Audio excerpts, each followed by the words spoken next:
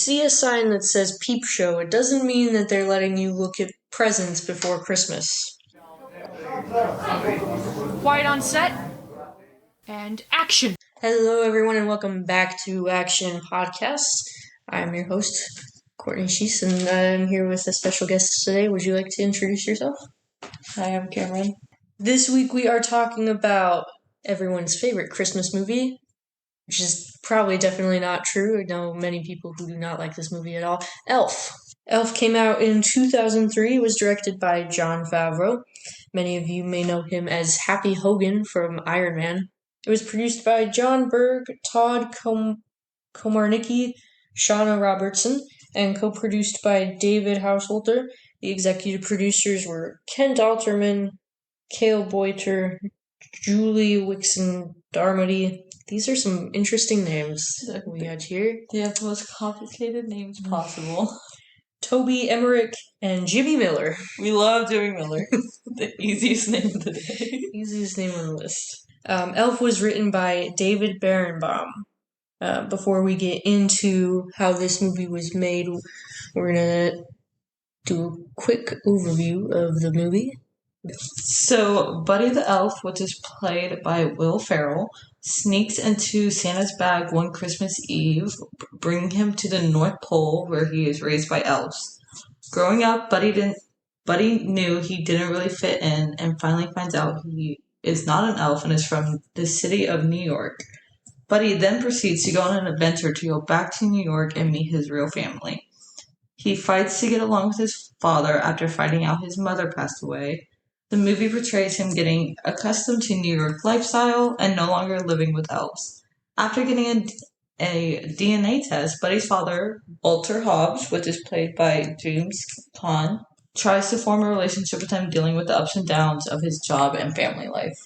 Alright, let's get into this. We're going to start with the screenplay, as you cannot have a movie without a script. The script was written by David Berenbaum. He's most well known for his work on Elf. I cannot name any other movie this man has written. Just Elf. Though I know he's written many others. I don't even know who the man is, so... Well, now you do. Now I do! So, the origins of Elf are actually very interesting. I have quite a bit on the script and the beginnings of this film, and I was actually amazed at how much I found on it, because you never find this much on a script. I've never found this much on a script. That's probably just a very popular movie. It is a very popular movie. It is one of the most watched Christmas movies every year. It's a classic. It is, yeah. The origins of this film go back to the mid-90s. Berenbaum had moved from the East Coast to LA and began to really miss the East Coast winters. So he surrounded himself with Christmas films, then started writing one himself. The initial idea he had was not Elf, but a film he called Christmas in New Jersey, a rom-com that was never produced. Although the initial idea didn't go anywhere, it opened doors that made Elf possible. His original idea got him in with a whole bunch of different people who all asked him what was next, and that's when he thought of Elf. So this was the second idea he had, and it was the one that got produced. The first one never saw the light of day. Only the pages of whatever he wrote it on. He was surrounded by a lot of Rudolph the Red-Nosed Reindeer stuff and thought, let's put a human into that situation and environment, and that's kind of the story of Elf. You'll see a lot of similarities between Rudolph the Red-Nosed Reindeer and Elf, as Buddy is practically the human form of Rudolph. Yeah, basically. Quote, I don't remember where I got this quote from, but it's somewhere in, I have everything I used in the description. I just don't remember where I got this one from. But he said, he being Berenbaum, said it's Rudolph with a healthy dose of Big, the Tom Hanks movie. Big served as a template for Elf's script in early development, and Berenbaum used Tom Hanks's character Josh Baskin as a guidepost for the character Buddy well before Ferrell even got involved with the film. Yeah. The film had a few false starts before Ferrell got involved, and by a few I mean a lot. It was in development like from start to finish for 10 years. And it didn't, I don't know when they actually started producing this film, but it had to have been in 2002 because the film did come out. It either started in late 2002 or early 2003 because the film came out in November of 2003. So from starting the script to the final product of the film was 10 years because of how long it took him to get this film from the page to the screen. Once Farrell got involved in the film, once he was cast in that, the film picked up speed, and Jon Favreau then signed on as director. Now, in 2020, Favreau interviewed with the Rolling Stone, and he said he wasn't initially interested in the script because the original version was actually much darker than the final product that we have today. But according to Berenbaum does not remember his film being dark at all. He remembers it as being lighthearted and cheerful from the beginning. There was a time, like at the time, Berenbaum actually worked for Disney, and his script was something that Disney actually considered making for a while. So he said it was never dark. It was always lighthearted because it was something that Disney considered picking up and making themselves. Yeah. It could be that some people just have a different view of like what's lighthearted than some people. Would you like to know exactly what it was? What? I originally had this as part of filming, but the ending was much different than the ending we have today, and this kind of contributes to the way that the film was darker. The news reports at the end of the film were originally much larger than what we see in the final film. Like Favreau said, CNN was going to be involved. They were going to use big news stations. That's obviously not what it ended up being. But there were cop cars surrounding Central Park. They were chasing Buddy down Fifth Avenue. They were shooting at him. He was shooting back at them.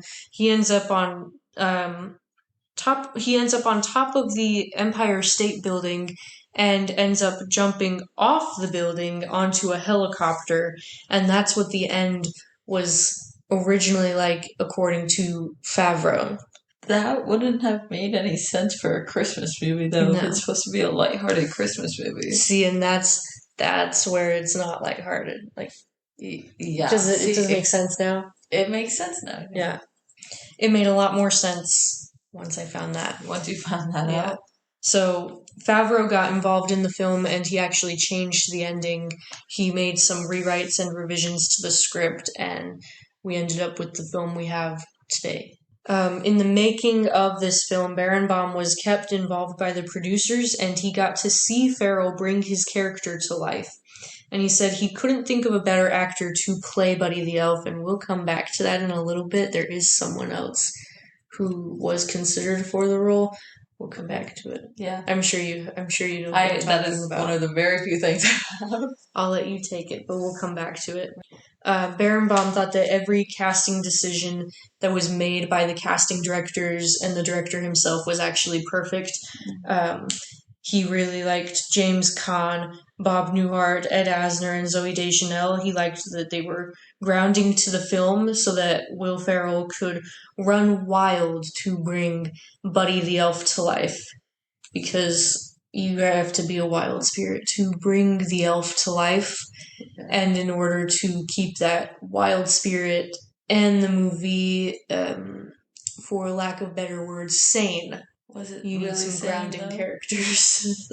I feel like you went with the grounding characters. But it was a little. Yeah, but you have to admit the grounding characters did help. Like those casting choices did bring it down a bit from what it could have been.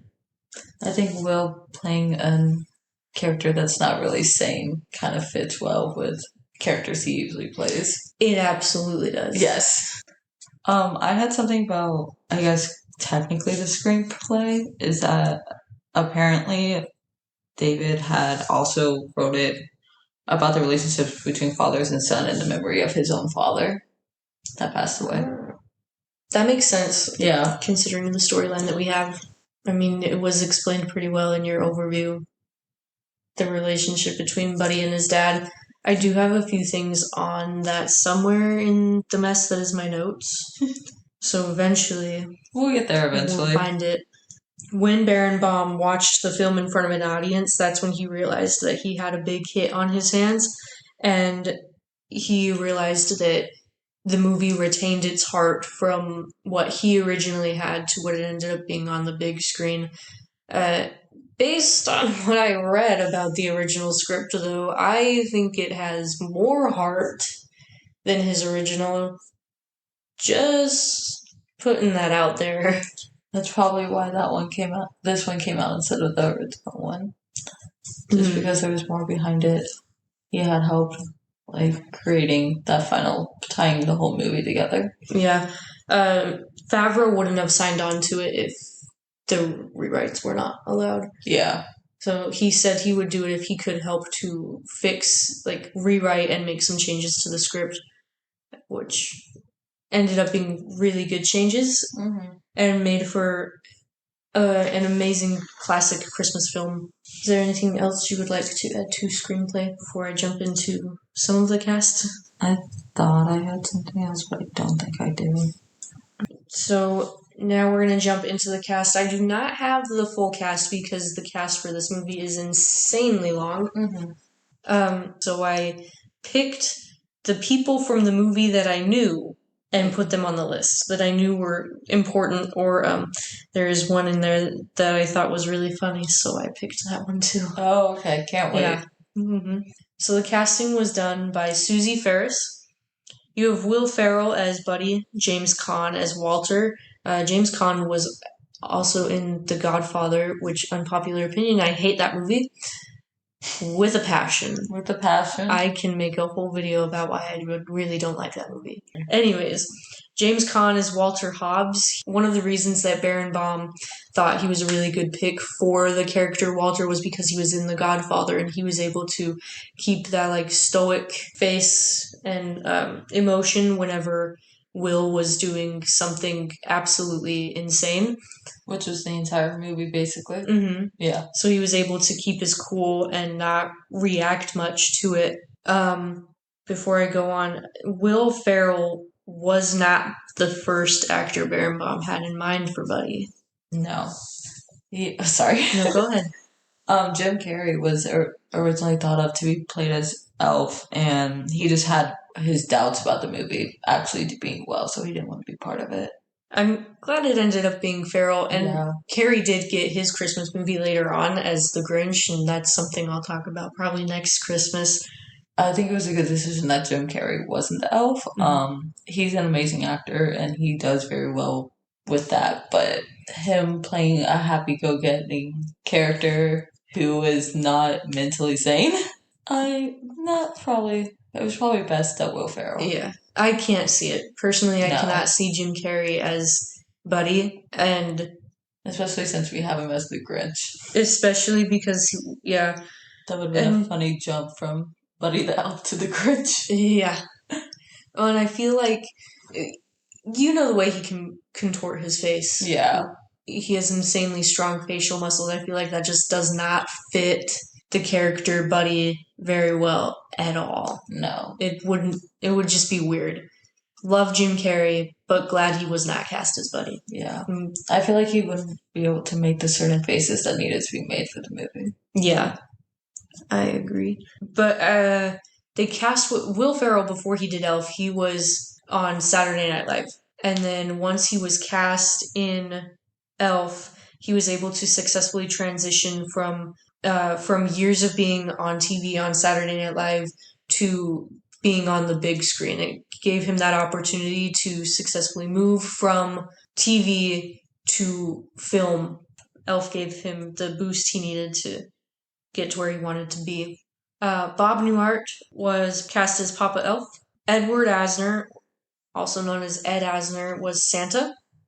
Zoe Deschanel was cast as Jovi. Daniel Tay as Michael. Faison Love, I don't know if I said his name right. He was the Gimbals manager. The 10 a.m. man. Santa's coming to town. Santa! Oh my gosh, I know him. I know him! Amy Sedaris as Deb, Artie Lang as the Gimbals Santa, Michael Lerner as Fulton, Andy Richter as Morris, Kyle Gass as Eugene, Leon Redbone as the voice of Leon the Snowman, Claire Lautier as the news reporter Charlotte Denon, John Favreau was Walter's doctor, As whose well name was as, Ben. as well as a lot of the other animals that we see in the North Pole. He voiced a lot of those characters. Mm-hmm. He voiced all of the animals you see in the opening credits. He actually voiced all of those ones. Yes. And Oscar Goncalves as Francisco. And uncredited, I just thought this was important because this is Jon Favreau's son, Max Favreau as young Buddy. Okay. I don't know which young Buddy, if he was one of the babies. They had lots of babies just hanging out off set to be baby Buddy, or if it's young Buddy riding around on the bike. I don't know. I feel like if it was probably the young Buddy running around on the bike, since it had to be like a little special mention. It is uncredited. It's not like a special mention. He's not mentioned in the credits at all. Like, there are many, many more people in this cast, and if you would like to see the entire cast, I recommend going to IMDb full cast and crew of Elf, because I'm not going into it. No? It's really long. I was going to say, I'm surprised you didn't mention that Ming Ming was played by Ralphie from A Christmas Story. You know, I didn't actually know that. You didn't? No. I found that out. I forget the actor's name. We can find out. I actually have it up on my laptop. Peter Billingsley. Yeah. He's also uncredited. Of course. But also, like, going back with changing of cast, originally Zoe Deschanel was not going to be Jovi for Elf. No? Nope. Apparently, Kate Holmes was the original female lead, and she was going to be doing it until some scheduling conflicts. I have no idea who Kate Holmes is. I think I know who she is. I don't know for sure, though, or I would talk about that part. Or Katie Holmes, sorry. Katie Holmes. Katie Holmes. I said Kate Holmes. She looks familiar. She's in Batman Begins. Oh, The Giver! That's Yes, what I know her from. yes. I know her from that. So another thing with Zoe that I have is whenever she auditioned for Elf, she had her blonde hair, which is what we see in the movie, but she had originally dyed that for a different audition for a different movie. And she wanted to change it back to brown, but the producers were like, don't do that, and keep it as blonde for the movie. Interesting. Mm-hmm. Unless you have anything else on casting. I have a little bit on costuming. I have one thing about costuming. Okay. And that was just that we already talked about it mainly, but Buddy's costume was modeled after the 1964 Rudolph the Red-Nosed Reindeer. Mm-hmm. All of the elf costumes were designed with the Rankin Bass Christmas specials in mind. So if you watch those little claymation stop motions, you'll notice a lot of similarities between the costumes that the elves wear in the North Pole and Elf and the costumes that the elves wear in the Rankin Bass Christmas specials. For practical effects, Favreau really wanted to, he didn't want to use a ton of CGI in this film, so a lot of what you see actually is practical effects. He liked using the older techniques to make it feel more, what's the word I'm looking for? Homey? I guess that works. That's not the word you're looking for. It's not the word I'm looking for, but I think it works. Okay. The first one I have is actually, I think, really funny. Okay. This practical effect has to do with the Jack-in-the-Boxes. So Favreau had a remote control for that last Jack-in-the-Box that is delayed. Mm-hmm. He had a remote control that would make it pop up and he waited a minute in the back before pushing the button because he wanted Farrell's actual reaction. So what you see in the film actually is his genuine reaction. It did actually scare him because it was delayed and he wasn't expecting it. But he had a little remote control offset to get the reaction he needed for the film. Which is really funny, because that's definitely a fun little prank you can just do on your go on the people on set. It's really simple. One thing about the old effects and the practical effects that you see in movies is you could absolutely pull it off on your own with very little money. Yeah. Another thing that he used was something called forced perspective. They used this a lot in older movies. So if you've seen Raising Cain, that's a terrible movie too. Anyways, it's not terrible. I didn't like it. That's just my opinion. But if you've seen Raising Cain, that's one of the best movies to watch to see forced perspective.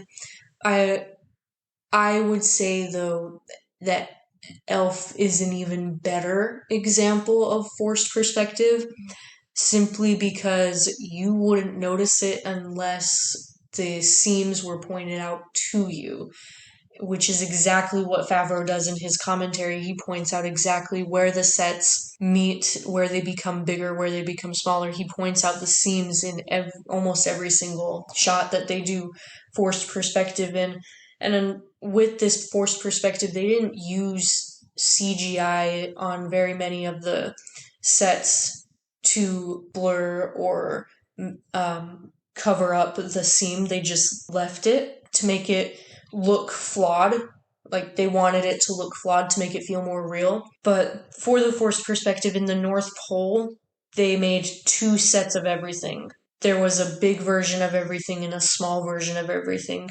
So the sets were made with one raised and closer and smaller, and then another one was made bigger and further away. So then if you lined them up, you could have one person on one set appear to be much bigger than a person on the other set. And this just helped to exaggerate Will Ferrell's height even more than it already was, because he's a very tall man already. He's he's over 6 feet, I think. And a lot of the elf actors were already shorter than him, but they did this to exaggerate that and make the elves look much, much smaller than him to make it more realistic. They did not use CGI to paint over anything. I said that already. Yeah, what I got is the only CGI they did end up using was with the snow. Mm-hmm. That was the only thing they used. Everything else, like the animals, were all stop motion kind of stuff. They did not want CGI in this movie at all. No, they used very little CGI. Mm-hmm. The snow in the credits, the snowflakes in the credits. And even Favreau, like, he said he didn't even like that it was CGI in the credits. Like, the opening credits. Yeah. He didn't like that it was CGI there. There's 3 places that I know of. I don't remember the second one, but they also use CGI for the reindeers when they're flying, because reindeers don't actually fly. Timeless. That's the word I was looking for. I just saw it in my notes. They didn't blur or paint over the lines to make it feel more real and timeless. Okay. You know, it's 20 years old this year. It is. And they're showing it in theaters again. And I mentioned before that all sets were built twice. They were all built twice at a 2/3 scale. I just feel like that's important, just because it's there. Back to that forced perspective, though, in the beginning when Pop-Up Elf is talking about the 3 different kinds of elves, you know, the bakers and the trees, the shoemakers and the toy makers, that tree that the baker elves make things in is actually a forced perspective tree. So the top half of the tree is a miniature in the foreground, meaning it's up front and closer to the camera, and the bottom half of the tree is 40 feet away. And with this forced perspective, they did actually end up blending the edges together using CGI to make it look more like a tree. That's the 3rd place there's CGI. Okay. And the snowball fight, I know of 4. Because there's no human that can throw snowballs that fast, so they did it with CGI. Anyways, on with the effects. The stop motion characters that they used, they were shot using 2-frame stop motion.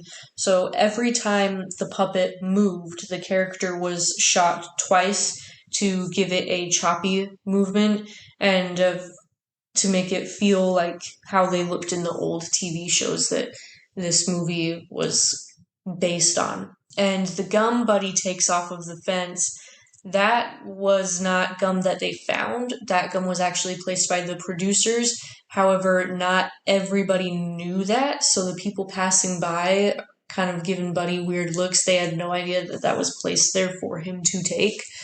There was they also put like a thin layer of plastic over the railing so that way the gum that they put on there didn't actually touch the streets of New York. That's actually really smart because that would be disgusting. Yeah, the gum had already been chewed by Farrell. It was Farrell's It was his gum. It was his gum. He didn't eat some random person's gum. Do not recommend. Do not do that. No, don't do that. Don't do that, especially not in New York. If you see gum on the ground, it is not free candy. What's funny is, I mentioned it while we were watching the movie, but Santa literally tells Buddy not to eat the gum off the streets of New York. And what does Buddy do? Eat the gum off the streets of New York. Yeah. And then the next one that I have, I don't know if it's the last one that I have or not. It is the last one that I have, so if you have more, you're welcome to add to it after this one. But in the Empire State Building, in the real Empire State Building, because they didn't use the actual Empire State Building. Well, they did, but they used the exterior of it. But in the real Empire State Building, there is not an elevator that has a button for every single floor. The only reason there is a button for every single floor in this elevator that they use is they built it themselves. And they put a button for every single floor on there solely for the purpose for Will to hit every single button. And this movie is definitely the reason that I push all the buttons in the elevator when I get off sometimes. I think it's just intrusive thoughts winning with that one. Because I think we've all have done that where we gotten on an elevator and just go psh. Always. If you ever see a kid doing that, you know where they learned it from. You know exactly where I know exactly where they learned that from. So, yeah. Fake elevator. Do you have anything? I have one thing. I don't know if this is the correct area to be talking about. That's okay. But whenever Buddy stays up late to do the room for Santa coming the next day, all that decoration took 2 weeks, and the Lego set that they made took 1 week. And so that fight scene they had to do in one take because it took so long to set up. I don't think that's the only scene that had to be done in one take. I think I have another one somewhere in here that they had to do in one take. That scene is amazing, and I applaud the people who made that because it looks amazing. And then to watch their work get destroyed. I would have cried if I were there. All that hard work I just put in, that's a lot of hours to just watch get destroyed in a matter of minutes. Yeah. I'm always impressed when I see shots or scenes or even whole episodes done with one shot. A few other things, I don't have them written down, but I do know they're out there somewhere. I don't remember where this information is, but I do know Farrell is a method actor. Mm-hmm. So when you see him putting maple syrup in the spaghetti and eating it, that's spaghetti with maple syrup in it. He's actually eating that. Yeah. And the spaghetti Pop-Tart chocolate sauce concoction, that's also real. And that did make him very sick. I think that would make anyone sick. Oh, yeah.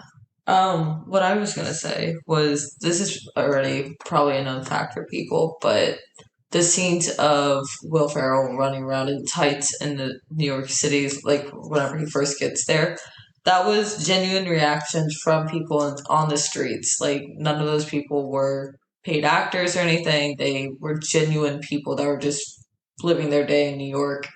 And Will Ferrell was just running up to them and doing all this crazy stuff.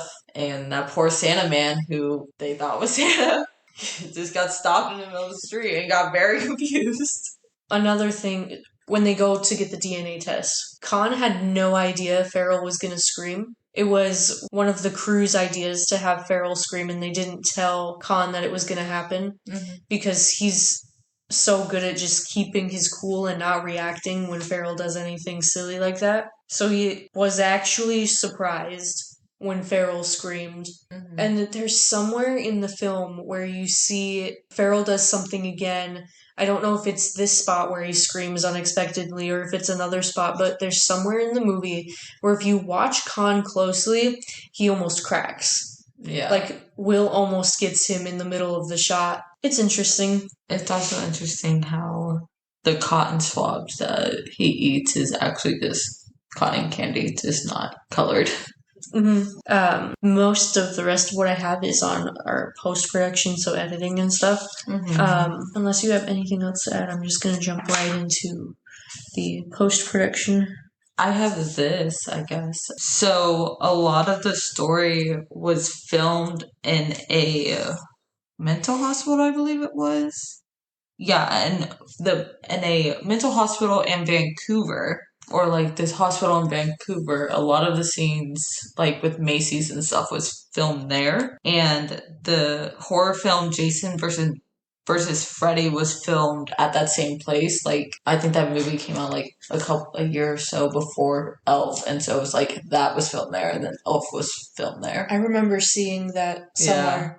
Yeah. Speaking of film locations, I do have more of that, and I do have a little bit about Macy's as well. Would you like me to get into that now, or do you have more you would like to say? I was just going to also say that the mental hospital cafeteria, the Macy's scenes was mainly just the mental hospital's cafeteria, and that was all I got for that. Okay. So the film locations, all of the exteriors were shot in New York City.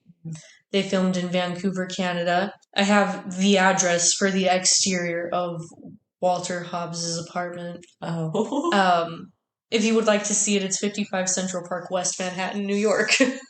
Oh, I do have... Filming took place from December 9th, 2002 to March 7th, 2003. I said earlier that I didn't know if I had it. Anyways, they filmed at Macy's flagship in Manhattan. This was Gimbel's, Rockefeller Center in Manhattan, and the Lincoln Tunnel in New York. They actually did film in the Lincoln Tunnel. Will Ferrell, while they were filming, actually stopped a lot of people just with the way he looked and the way he was acting. A lot of people stopped and were shocked. Well, yeah, New York is weird, but not that weird. Anyways, editing. We already went over CGI and how there's literally 3 or 4 places it is in the movie. The scene in Walter's office where he and Buddy bond was originally cut from the film. This is what I was talking about when I said I had stuff on there on the father-son relationship. I don't remember. Oh, okay. Yeah. That scene was originally cut from the film, like it wasn't going to be in the final.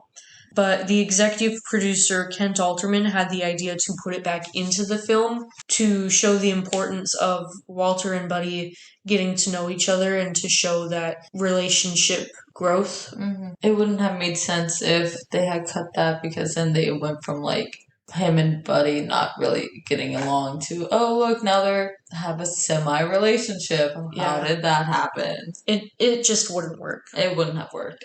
No. I'm gonna jump back to filming because I apparently have more than what I thought I did. So the mailroom set, that was added in late production, and the scene in the mailroom was actually the last scene they shot before production wrapped. That's a good way to end off. That is a fun way to end it with a party. With a party. With a party. Always go out with a bang. And the guy that says he's 26 and doesn't actually look 26, that was left in there on purpose. And they had him say that on purpose. Like, that's why it's funny. He doesn't look 26. That's why it's funny. And then when they were shooting the Christmas tree at the Rockefeller Center, the production crew actually had to wait until after midnight to film.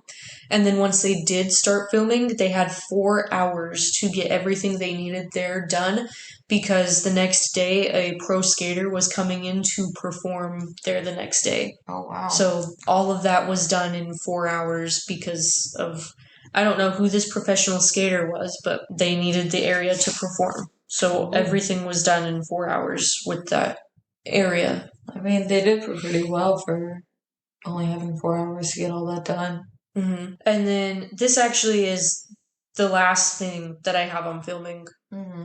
The chase scene with Buddy and Santa had to be done in one take because of how difficult it was to rebuild the set. Is there anything you would like to add? I think the only other stuff I have is like just how it was being on the set.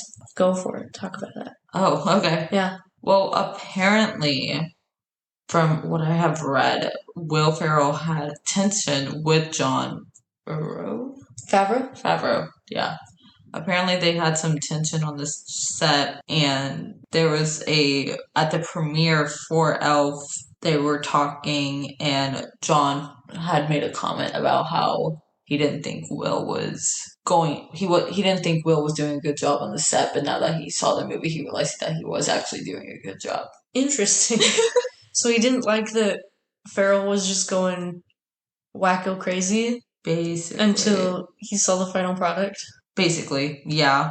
He just didn't like how, I guess, Will was kind of insane with the movie, but that was the whole point, was him to be not sane, because he's a 30-year-old man who grew up living with elves and thought he was an elf. Do you have anything else? I have one other thing. Was that apparently they talked about doing a sequel for Elf. Can you pause on that? Yeah. And we can come back to Okay, it. yeah. The score and the soundtrack, the composer was John Debney. Originally in the film, there wasn't going to be much singing. Most of the music was actually added after they heard Zooey Deschanel's singing voice. Favreau liked how quirky but dry she was with her performances, and it gave Farrell more to bounce off of for his performance. The way she performed and the way she sang gave Farrell more to play with, which is really interesting. If Favreau didn't like the way he was acting on set, but he was just giving Farrell more and more to play with. Yeah. That's really interesting to me. You can't have both things. Pick one. If you recognize the name John Debney, it's because you listened to my Hocus Pocus episode. Debney did a Halloween movie and a Christmas movie. Whoa. 10 years apart. One more thing. This is for like the audio and the sound. Buddy's burp was not actually Will Ferrell. The burp was actually done by Maurice LaMarche. And it's not actually a burp. He has this really weird, I guess, talent where he can, I guess, fold his tongue a certain way to make it so that his mouth becomes like an echo chamber, and he like does a deep growl and it sounds like a burp. Okay. And that's where the 12-second burp came from after Buddy drinks 2 liters of Coke. I do have something, we're going to jump back again. I said I had something about Macy's, and they were going to film with the Macy's name, but Macy's told them that they couldn't do that because they were planning on saying Santa was a fake, saying that the Santa at the store wasn't real, and Macy's wasn't okay with that. They said if you want to film with us and if you want to use our name, then you can't say that Santa is an imposter and that he's fake. So they made the choice and decided that the scene was more important than filming with Macy's, and they did gimbals instead. I think it's funnier with gimbals. Oh yeah, 100%. It's 100% funnier with gimbals. And then before we go into your sequel, I'm going to go over just the first the box office and then the awards, and then you can talk about your sequel. So this movie was released on November 7th, 2003, and it ran through in theaters until March 4th of 2004. The domestic box office was $173,398,518. The international was $47,044,933, and combined they made the worldwide $220,443,451. Usually I have a rough estimate of how much the movie cost to make. I didn't even think to look for that this time. Do you want me to look it up while you're talking? Sure. Now, here's something that's kind of crazy. When I was looking for the awards and stuff for this film, I fully expected it to have far more wins and nominations than it has. This list has a total of 9 wins and nominations together. So we're going to go over all of them. I found the price. If you want to know. Yes. So apparently it cost $33 million to make. It's a lot of money.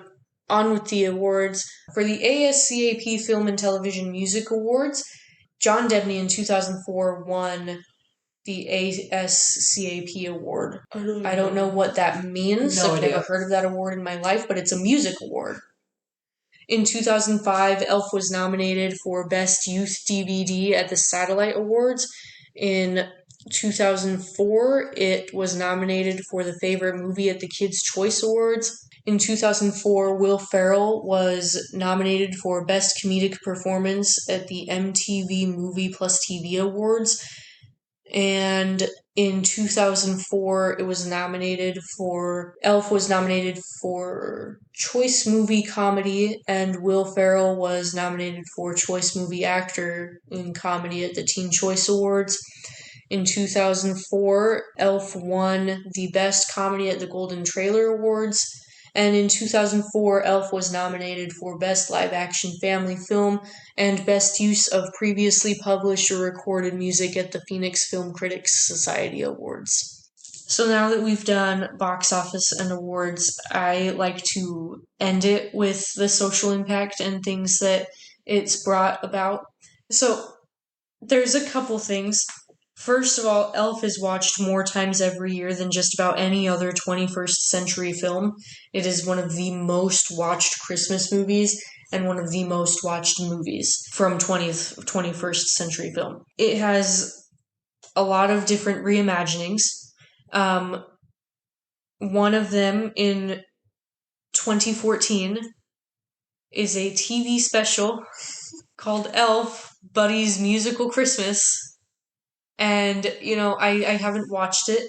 I've watched a little trailer, and it appears to be it looks like it's stop motion. Yeah. Like claymation stop motion. Mm-hmm. With CGI. These characters don't have real mouths. They're CGI'd mouths and eyeballs and everything. It's terrifying. It's kind of scary. Again, I have not seen it. I've only seen the trailer.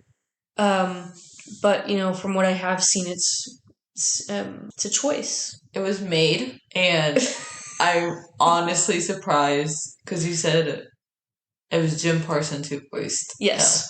I'm surprised Jim Parsons agreed to it, yes. Honestly. Jim Parsons is the voice of Buddy in this musical Christmas thing that was made and we love Jim in Parsons. 2014. Jim Parsons is great. Questioning why he agreed to record this, or why someone thought this was going to be a good idea. The world may never know. In 2022, there was an Asda Christmas advert. Have no idea what that is. I just know it exists. And in 2010, there was actually a Broadway musical that was made based off the movie. You can find the entire soundtrack to it on Spotify. I have listened to the entire thing. It's actually really funny. Yeah. I was gonna do some research into it for this episode, but I decided not to. Instead, I think I'm going to do some research and make a video for my YouTube channel about it, so keep an eye out for that on the Action Podcast YouTube channel. And earlier you brought up a sequel. I'm gonna let you talk about that, and then we'll close off this episode. I honestly don't have anything about the sequel except that Farrell had turned it down because he didn't really like the idea he didn't like the idea of doing it again, like being a grown man running around in tights in New York City. Mm-hmm. And he just couldn't promote it from an honest place, and he wanted to put 100% into the movie, and he just felt like he couldn't do that. Yeah. I also heard about that sequel that he didn't want to make a sequel because the first one already ended so well. Mm-hmm. And he didn't want to add to the story. with another movie. I feel like there wasn't much to add to the story though. There's not. Because at the end we see that that Buddy and Jovi get together. They obviously get married and they have their kid, and Buddy still goes visits his Papa Elf back up in the North Pole. He was still living in New York with his family, but still visiting his family up in North Pole. So it makes sense that it didn't have a sequel. As nice it would have been just to see that story again and see the characters come back to life. It's good because there wouldn't have been a good story to tell with it. I agree. I don't think there would be. There's really nowhere else for it to go. If you ask me, I think it ended really well, and I just don't think I don't think a sequel would do well. That's all that I have on Elf. If you have anything else you would like to share, you're more than welcome to. I don't think I have anything else. Well, in that case, we'll close off this episode. Thank you all so much for listening. I hope you all enjoyed this episode. I really enjoyed doing research for this episode, I'm going to be honest. I didn't have a ton of time to do it because for some reason I'm just insanely busy all the time. I had a lot of fun doing this episode, though. Thank you for joining me. Of course. Follow our socials. You can find us on Instagram and TikTok at actionpodcast.cs. I post some fun stuff there. You can also find Action on YouTube at Action Podcast. And you can listen to this podcast literally anywhere. Spotify, Apple Podcasts, Amazon Music has it too. It's everywhere. Listen to it. Share it with your friends and family. And thank you all so much for listening, and I'll see you all next week. Gloomy and its atmosphere has called it quits. Then you must remember that December is a time for glitz. Never stop until each lamb on your Christmas tree is sparkling, jolly, twinkle, jingly. Pick up every ornament that's sitting, waiting on a shelf. While you're busy decorating, why not decorate yourself? Soon you'll bring a smile to every